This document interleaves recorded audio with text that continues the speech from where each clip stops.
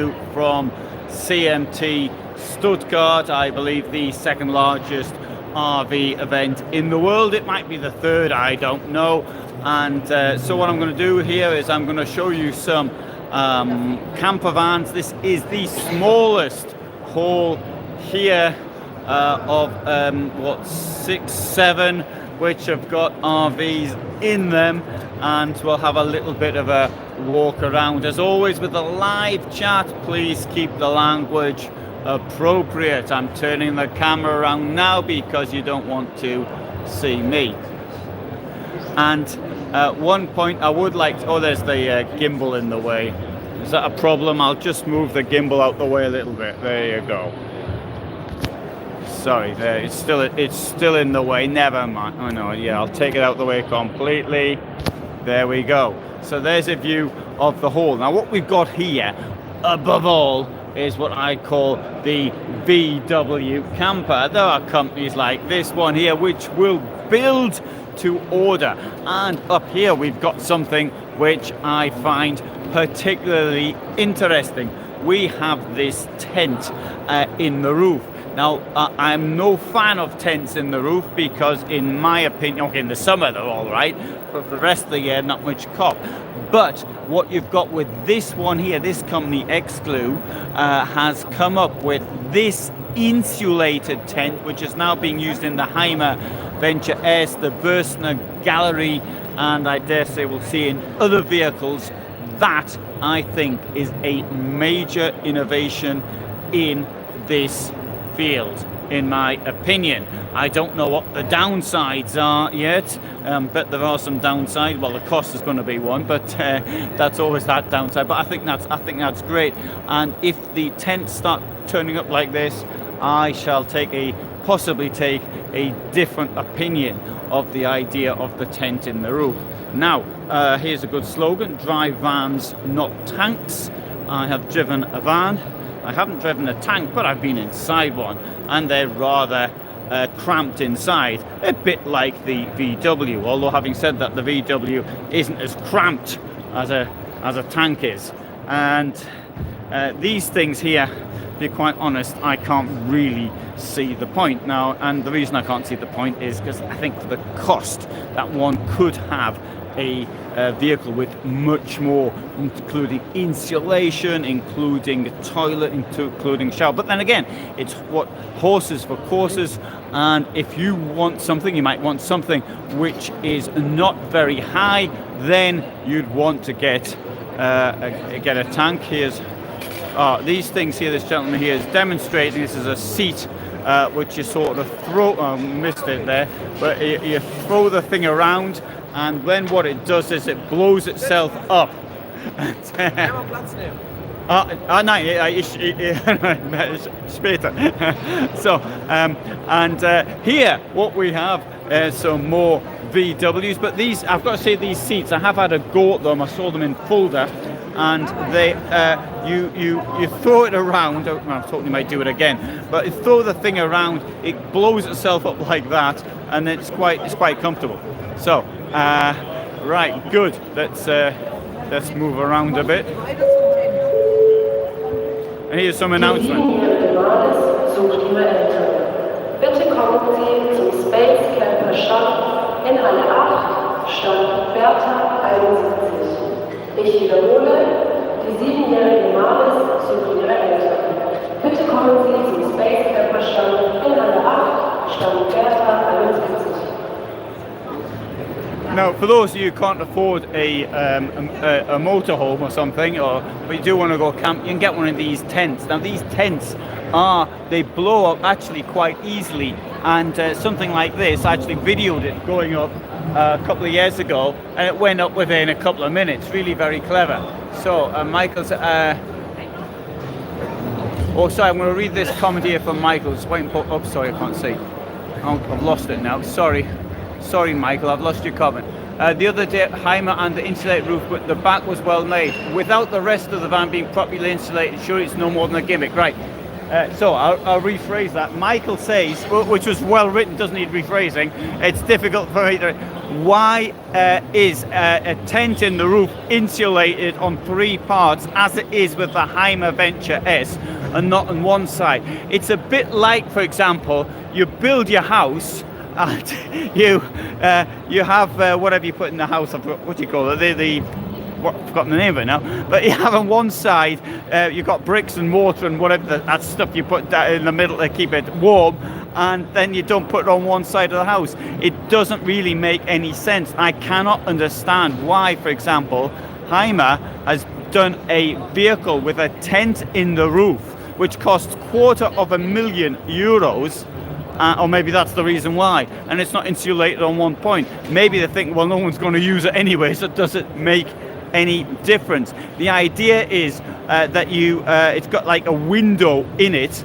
Now obviously we don't insulate our windows, we have double glazing or triple glazing, but yeah, it doesn't make much sense. Now here we have a tent in the roof with this vehicle here, as you can see, and that is for summer use, and I don't suppose they claim it's for anything other than summer use.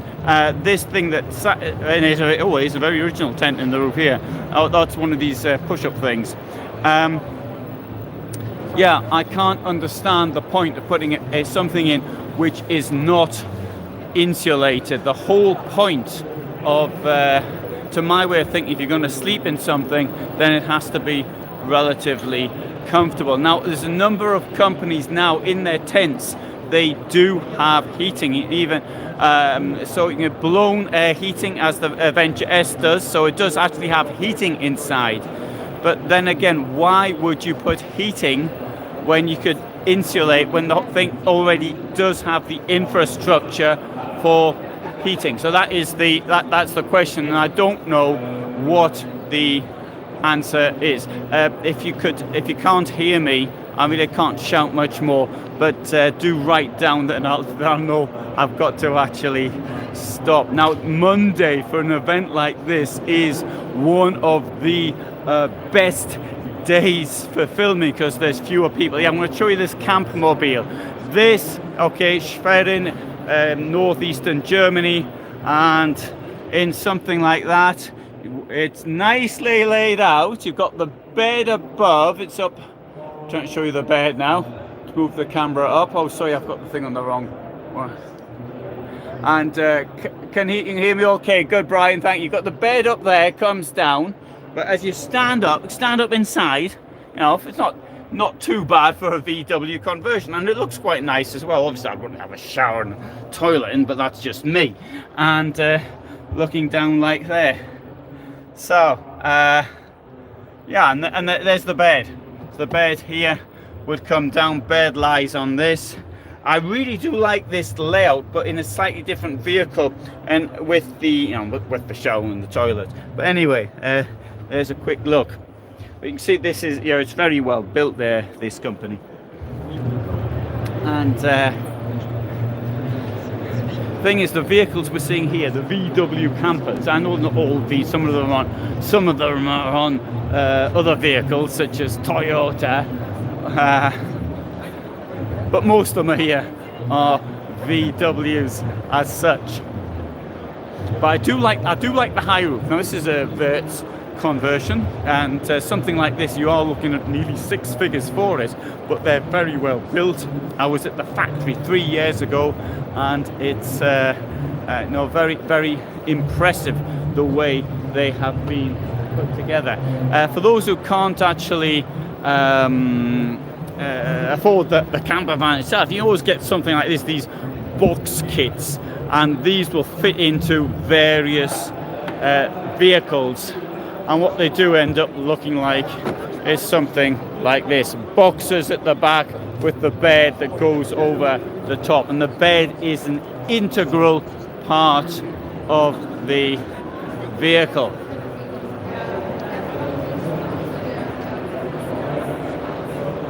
And right now, there are here, for example, companies like this, this is a rental company largely, but the rental vehicles are getting better and better, and we see a number of these VW Grand California, both 600, 680, which are available for rent these days. Oh, here, look at that. That is, so the tent in the roof, it's 600 euros. That has to be the cheapest I have ever seen. I think I'm missing something because I can't understand why it's so cheap. I've never heard. I must be missing something like that. A tent in the roof. I mean, I do appreciate you got to pay somebody to fix it, and that's going to cost you the same again. But anyway, there's huge amounts of equipment here as well. And that means what huge amounts? Not quite as good as at Dusseldorf, but all the same, it's not bad. There you go. There's the Grand California, and they always have these offers for the trade fairs. I don't know how realistic they are. These things here, incidentally, for purchase, are available almost immediately. The Grand California.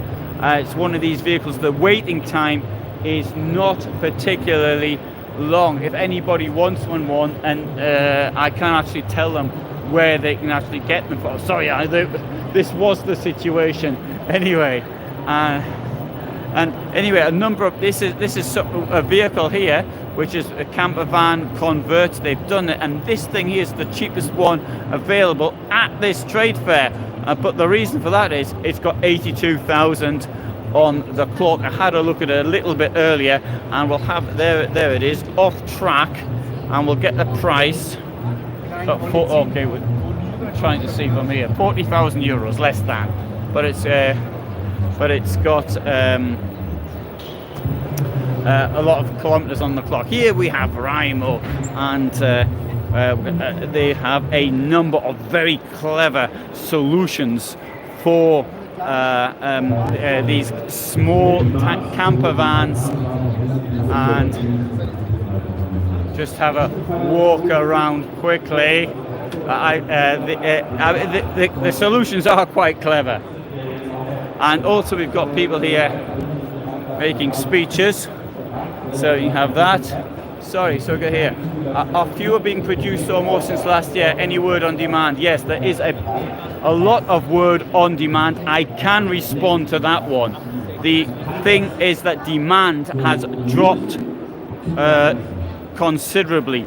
The waiting times are now shorter than they were in September when I had the last information, and there are some, like Pössl, you can even have it now. There are Pössl vans which are available within the next 4 to 5 months. There is, of course, anything which is based on the Ducato, there are problems. But this is due to the costs. People not knowing how much something is going to cost before they buy it, and this obviously has an effect. People are pulling out of deals all the time. So I mean, this is what I get from talking to dealers. Another thing is it's the general situation on the market, which is somewhat unclear. So that's to be understood why people are nervous about spending all this money, and so many of the purchases of something like this are in fact cash purchases. So that is what you could. That's what we. Not so much credit.